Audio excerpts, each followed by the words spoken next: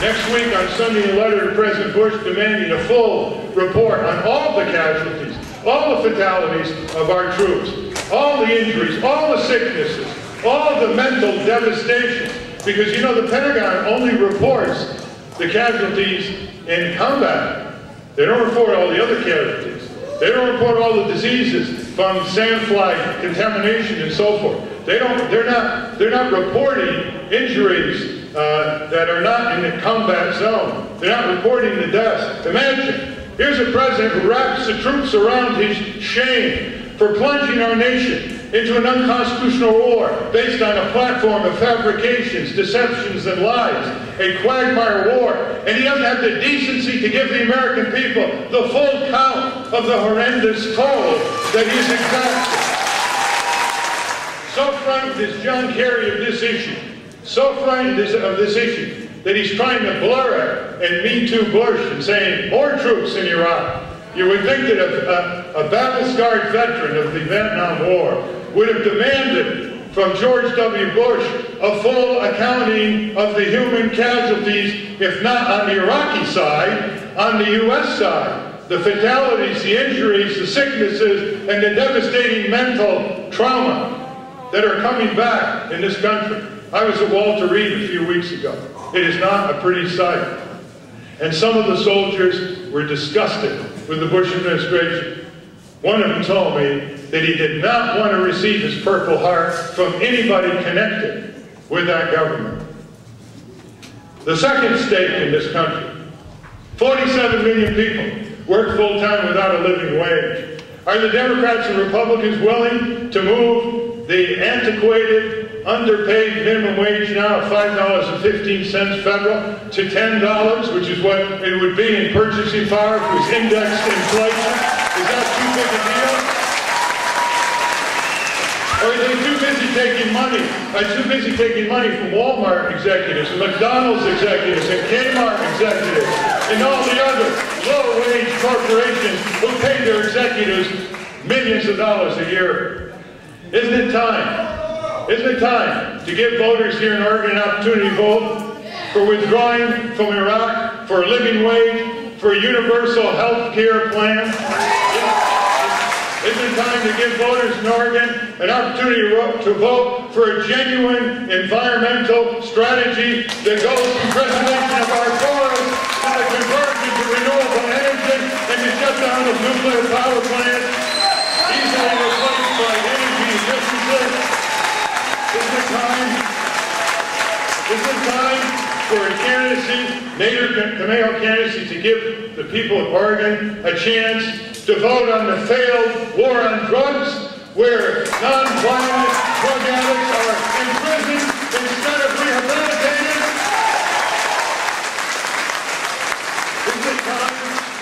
Isn't it time, given that the Democrats and Republicans both voted for the nefarious, misnamed Patriot Act, the greatest assault on our civil liberties in American history, and especially the way it's been used by John F. Croft, who was confirmed by Democrats as well as Republicans in the U.S. Senate? Isn't it time to give voters in Oregon an opportunity to vote against the Patriot Act and its renewal next year?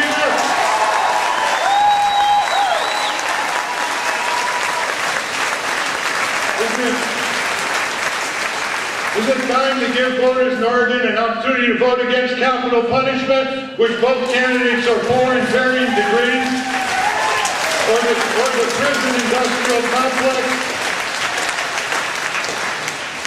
Isn't it time for voters in Oregon to reflect their judgment with the only candidacy that is willing to take on the bloated, redundant, corrupt, military contracting budget that is eating 1/2 of our entire federal government expenditure?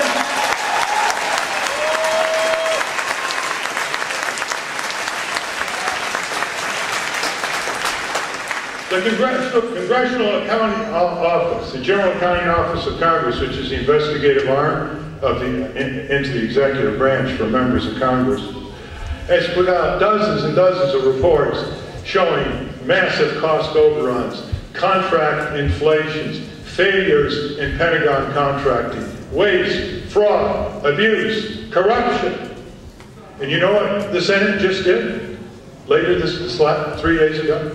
They voted in a $440 billion military budget unanimously. Isn't it time to give the voters in Oregon this choice? That every $10 billion we cut out of that bloated Lockheed Martin, Boeing, Raytheon military budget can go back to rebuilding and modernizing your schools and your clinics and your public libraries and your public transit and your drinking water systems. Isn't it time to give people in Oregon a chance to vote on a proposed reform of our tax system? A disgrace to the human race, as Jimmy Carter once called, where there's more tax on labor than there is on capital, where there's more tax on labor than there is on things we like the least, like pollution and gambling and stock speculation and the addictive industries. We shouldn't tax labor except as a last resort. We tax wealth first, and we tax the things we like the least.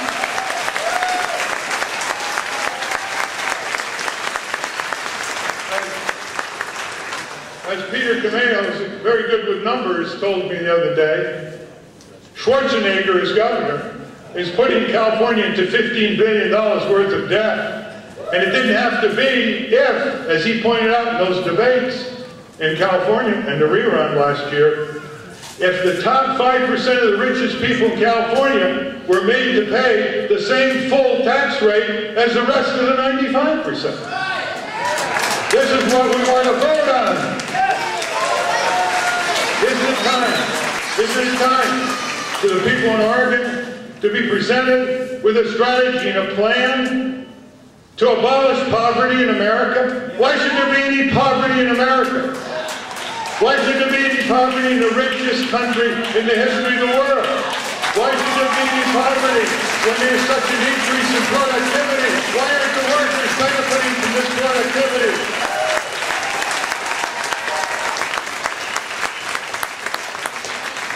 Isn't it time that there's a chance for Oregon voters to vote on a program dealing with nurturing children and protecting childhood from these malicious, exploitive, entertaining corporations that fill their minds with violence as a way to solve life's problems, with low-grade sensuality, and with addiction as a way of life? Isn't it time to protect our children and let them have their childhood?